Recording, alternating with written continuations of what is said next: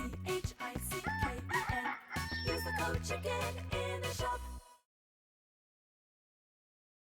Hey guys, the Chicken is here. We are back today with another Boom Beach video. In today's video, guys, if you didn't notice, we have our second Mega Crab in 2 weeks. So we're going to go over just kind of another Mega Crab primer. I didn't get to play the last one too much, but I'm hoping to play... The Beastly Crab's not one of my favorite ones. This one coming up, I forget which one it is, but it's going to be better than the Beastly Crab. I'm hoping it's the Speed Serum Crab.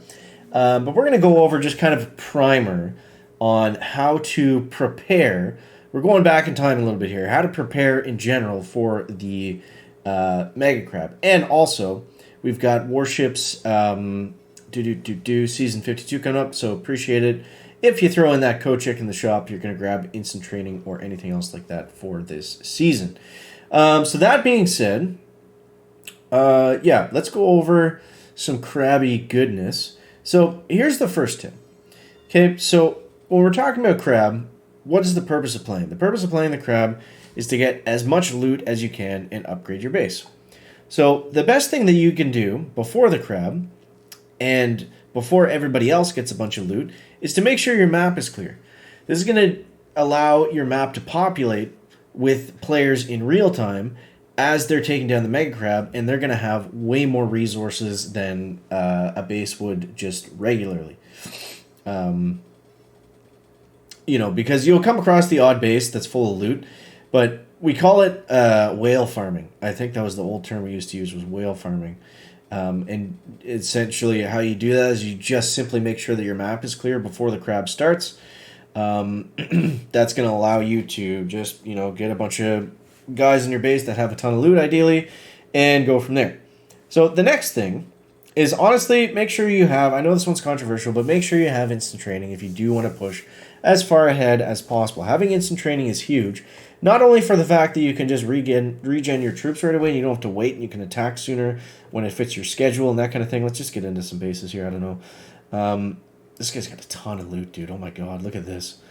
So it not only allows you to do that, which is kind of the obvious thing, but the biggest thing is it allows you to... it allows you to... where was I going with this?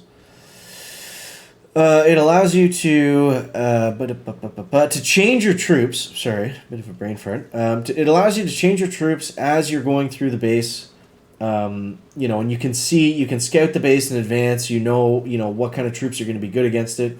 Because that's the thing with crab, is it's not only, you know, it's not just one kind of troop strategy is the best. It's more about, you know, what's the best for that base. And yeah, that... you know, that's a big part of it. That's a big part of it. We're going to fizzle on this guy, I think. I don't know. Do we have Kavon alive still? We do. But not by much. Can we get... Did Kavon die? Kavon died. Okay, so we're done. We're done. We're going to throw this into 3 times mode here. And that is going to be that, unfortunately. I think we'll try this base again. This might have been the guy that we were fizzling against yesterday. I don't remember. But yeah, so having, you know... Having gunboat energy, having instant training, all over the place tonight. Having instant training is going to help, you know, from a couple different reasons. It's not just about regenning your troops. It's about, you know, picking the right troops for the right base, which is the biggest thing when it comes to the Mega Crab. So we're going to go right in here and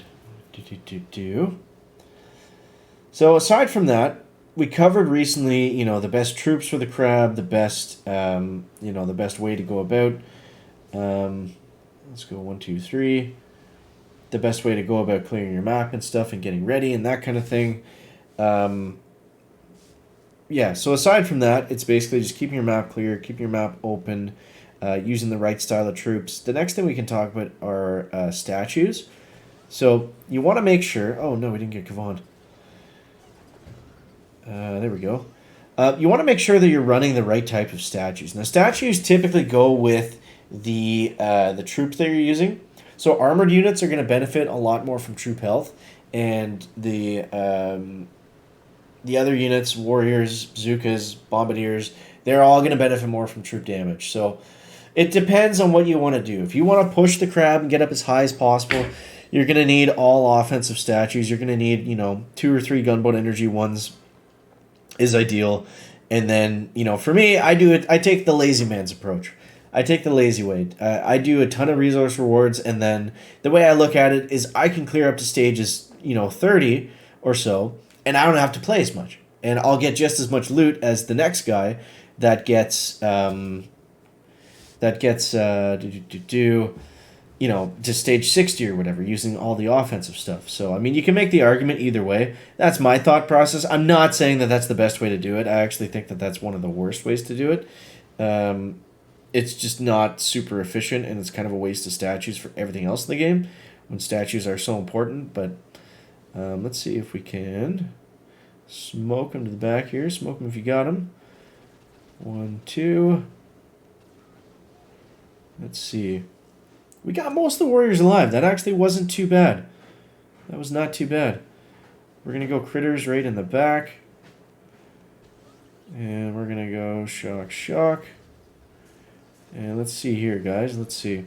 We don't have enough for a second wind. But I don't think we're going to need it. Second wind, I mean ice shield.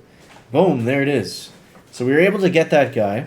I don't know why he was giving us so much trouble with the heavies and Zukas, but it is what it is. We got a ton of loot on that one. That was crazy.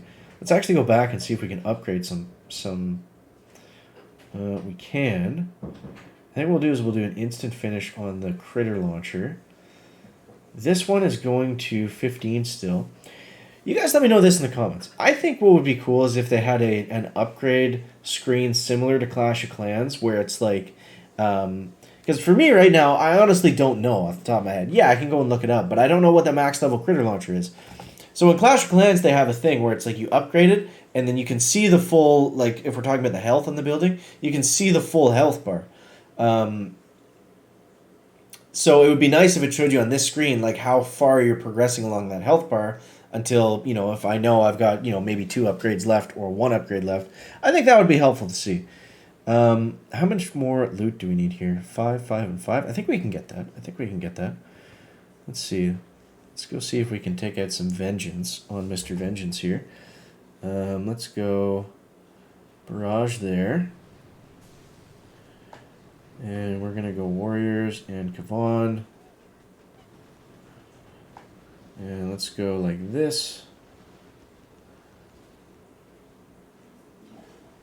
And we're going to go warriors right up here. This should be a fairly easy warrior base. We're just going to make sure we shock the shocks, the flames. Yeah, let's go. I'm just going to shock kind of everywhere.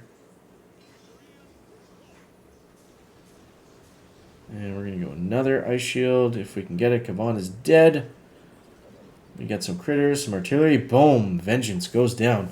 So that's getting wrapped up for today, guys. Just a little bit of a Mega Crab primer. Hope you enjoyed the video. And we got 2 Mega Crabs this week. So, why not go over some of the basics, some of the stuff, that's going to help out everybody. So we'll see if that is going to be enough to upgrade. Oh, we're so close. 301. Let's do it. There we go. So we're going to level 16 on that critter launcher. So hope you enjoyed the video, guys. Thank you for watching. Make sure to subscribe to the channel. Catch the next one. Chicken out. Back.